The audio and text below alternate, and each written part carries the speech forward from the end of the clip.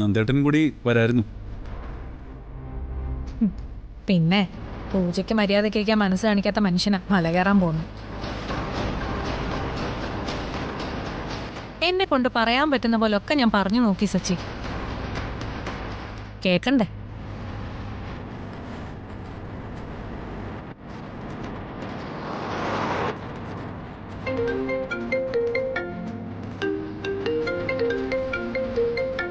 നന്ദേട്ടനാണല്ലേ?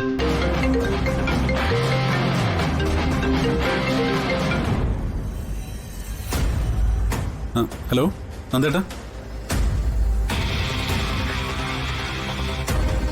ഞങ്ങളിപ്പോൾ ഏട്ടൻ്റെ കാര്യം പറഞ്ഞേ ഉള്ളൂ.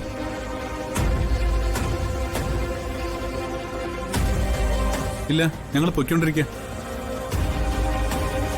ആ ശരി, ഞങ്ങൾ അവിടെ എത്തിയിട്ട് വിളിക്കാം. താങ്ക്സ് ഏട്ടാ. ആ ഞാൻ അവൻ്റെ അടുത്തേക്ക് കൊടുക്കാം. ഹലോ ഹലോ, ശേ കട്ടായല്ലോ.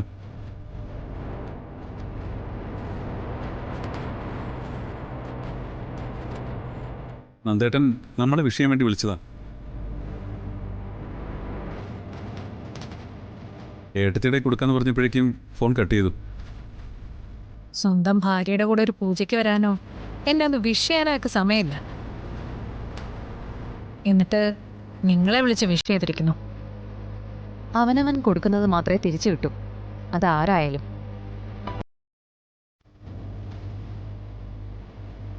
നന്ദേട്ടനെ മാത്രം കുറ്റം പറഞ്ഞിട്ട് എന്താ കാര്യം? ഒരു കാര്യം ഞാൻ പറയാം, നമ്മളിപ്പോൾ ഒരു നല്ല കാര്യത്തിന് പോവുക. പൂജ കഴിഞ്ഞ് തിരിച്ചു വരുമ്പോൾ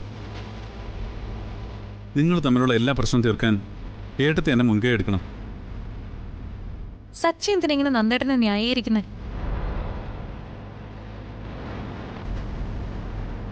സച്ചേട്ടാ, ഇതൊന്നും സംസാരിക്കാനുള്ള സമയമല്ലേ ഇപ്പോൾ. നമ്മളൊരു നല്ല കാര്യത്തിനല്ലേ പോകുന്നത്. നെഗറ്റീവായിട്ടുള്ളൊരു സംസാരവും വേണ്ട.